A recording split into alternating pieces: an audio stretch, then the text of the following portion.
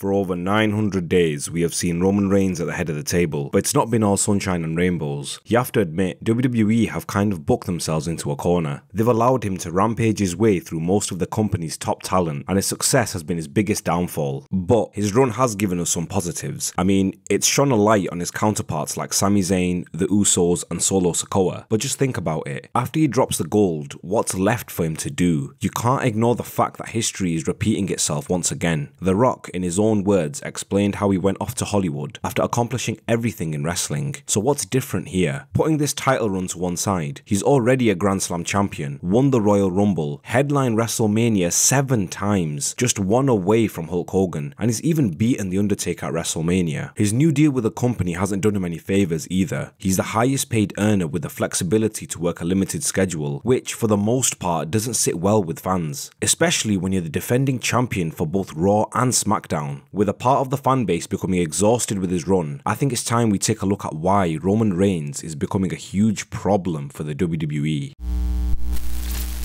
First, let's take a look at his success over the last few years. Before his dominant run, fans wouldn't accept him as WWE's top guy, mainly because he was shoved down our throats by Vince McMahon, and he didn't have any organic growth. Remember the 2015 Royal Rumble? He won the match, but the crowd chanted for refunds, and even The Rock couldn't get him over. It was embarrassing. We needed something more from Reigns, and 2020 was a game changer. The pandemic hit hard, and after recovering from leukemia, Reigns prioritized his health. He sat out WrestleMania, but returned at SummerSlam with a new attitude, and he was in top shape. This marked a huge turning point for him. He annihilated Bray Wyatt and Braun Strowman, creating a new character defined by pure dominance. It was something fresh, and he actually brought a spark during the pandemic era. With the Thunderdome's LED boards and artificial crowd noise, he took advantage, evolving his character in ways live crowds couldn't really appreciate. He adopted a slower, more methodical approach, and he would talk trash to his opponents during the match, which was great for his character growth at the time. With momentum on his side and a new attitude, Reigns was pushed to the Universal title after demolishing Braun Strowman and The Fiend at Payback in 2020. This win laid the foundations for his incredible 900-day-plus title run.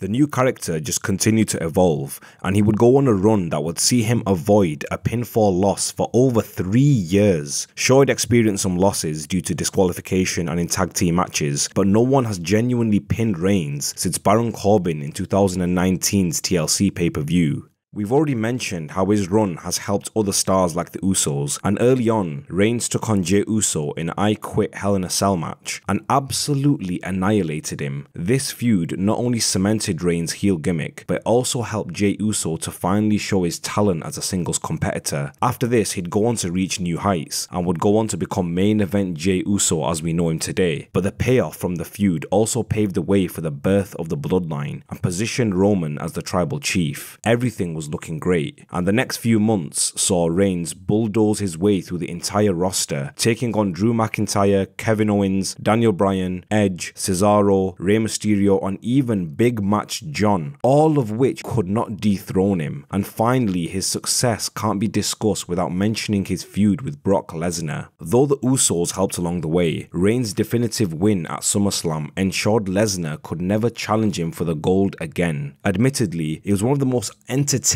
matches I've seen in his run, but it started to plant the seeds of doubt in the fan base. It became obvious that Reigns' success hinged on the Usos, and from that point, his run started to lose its appeal. A simple, predictable formula emerged. Reigns' cronies saved him every time he was in trouble. He went from smashing his opponents to being smashed and then saved. After countless victories, Reigns broke all modern day records, and after winning the Undisputed title at WrestleMania 38, Reigns signed a new deal with a company, which saw him work a part-time schedule. Make it make sense. You're the undisputed champion. You are supposed to be carrying the company, and you're hoarding the top titles, and you decide not to show up every week. You can see the problem straight away. Nobody is allowed to be on top apart from Reigns, and you just think, does he actually need the undisputed title run? Wasn't the Universal title enough? Having a pay-per-view without the biggest prize on the line is just not acceptable. I just don't care how you try and spin it. With his act becoming predictable, the KO and Sami Zayn factor gave us a chance to see something new, but again the Bloodline were involved in both matches and ultimately were the reason why Reigns retained the title. Sami gave it a spark it was waiting for, and you could sense an upset at the Elimination Chamber, and you have to be honest, the Jey Uso and Sami Zayn dynamic became the most engaging part of the show and ultimately took center stage. You got a tribal chief who's supposed to be the marquee and the face of the company, but his subordinate has outstaged him and was involved in a high profile feud that took over WrestleMania 39. After the Usos lost the tag titles, we all fantasy booked Cody to go over in the main event of WrestleMania, and when Solo was ejected from the arena, it looked like our dreams were coming true, but against all odds, once again we were left disappointed, with the Bloodline paving the way for Reigns to retain. At this point, I'm at a loss. First you had the Sami Zayn angle, a storyline which was built up over a period of 1 year. If that couldn't dethrone Roman Reigns, then what about the guy who's just come? He's spearheaded a rival company, he's become one of the biggest names in wrestling, and since returning he's been built up as the guy, but on the big stage he sat with his hands on his face. What's it gotta take for Reigns to lose at this point? It would have been better if the Bloodline collapsed and they left him as a tribal chief of nobody. Better yet, why not defend one of the titles and let someone else climb the mountaintop? WrestleMania is where these big things happen, and that main event had Vince McMahon's out of touch booking written all over it. It's fine if you don't want to give away both titles, but why not just protect Roman Reigns a little bit? Let him keep one of the titles, give another one away to a superstar who deserves it. Roman has shown vulnerabilities over the last few months anyway in his matches. I mean, he even struggled against Logan Paul to some extent, so giving the title away to someone like Cody Rhodes or Sami Zayn, who've been given a proper build, won't hurt his character all that much anyway. And plus, the Bloodline is vulnerable, it just adds to the storyline a little bit more, and I'm sure some of you actually agree with that. With everything said, let's look at what the future holds and who could possibly dethrone Roman Reigns. After his disappointing loss at WrestleMania, Cody seems to be placed in a post-WrestleMania John Cena style redemption arc, and he's going up against Brock Lesnar at Backlash, which I can actually get on board with. As good as Cody has been, the fact remains, apart from winning the Royal Rumble, he's only ever beaten Seth Rollins. That's not to take anything away from Rollins. Whether you agree or not, Rollins is the best worker in the company. In some respects, it was actually quite a good call for Rhodes to fail this time. It's exactly what he needed. If he's going to finish the story, at least let him do it properly without any doubts. And it seems they're going to let him get to the mountaintop organically rather than forcing the big one on him. But you still gotta admit though, it would have been amazing to see Dusty's baby boy win at WrestleMania. With that being said as well, one thing I can't get over is how the top 3 talents in the company hit Reigns with their finishers, and the icing on the cake was 2 crossroads. The third one obviously didn't hit, but the sell job was poor. Reigns immediately got to his feet and hit that spear like he wasn't phased. It begs the question, what's it gotta take? This guy is just unbeatable. Apart from Rhodes, there's only one person who makes perfect sense to dethrone Roman Reigns, and that's Seth freaking Rollins. He's already beaten Reigns, but that was through disqualification, and what makes the story even better is that Reigns has never beaten him in a clean finish. Obviously, WWE can spin that and make Reigns go over, but realistically, there would be no shame if Rollins takes the gold off him. The only way I see it happening though is at WrestleMania 40. There is speculation that they're headlining, but we'll have to see about that. One thing is for sure though, as good as the Bloodline has been, they are becoming an Achilles for Reigns and the fans. It's time for it to come to an end. This would make Roman vulnerable, and there's a chance for him to lose without any interference. If the Bloodline was to fall, then this could actually open the doors for Solo or even Jey to take on Roman for the titles. Jey would probably satisfy fans more, because you actually have solid foundations for a feud already set out, with the tension they've had throughout the Bloodline's run. Pushing Solo in that position would only be too much too soon. I personally think he needs that singles run before he can come close to the big one. One thing is for sure though, it's absolutely non-negotiable to have a pay-per-view without Roman defending his titles. Ever since his cameo on the Raw after WrestleMania, he's been missing from TV, and he's not defending his title at Backlash, leaving Cody and Brock to headline, which in all honesty is a nothing match without any titles up for grabs. We'll probably see Reigns at the Saudi show for the paycheck, which seems to be the only reason why he'd want to work the show anyway. I wouldn't say I hate Reigns, but as the undisputed champion, I would appreciate it if he actually cared. I'm sure you agree. Once you're undisputed, the level of work has to increase, and there's no excuse abuse. I know that's the old school mentality, but that's what should remain. It seems like Hollywood is on the horizon, and after his appearance in Hobbs & Shaw, why wouldn't it be? Reigns has it all to become a successful actor, but he doesn't have the goodwill with the audience like The Rock, Cena and Batista did, and all part-time acts lose their flavour, but that's just my opinion. Roman Reigns has dominated the industry for the last few years,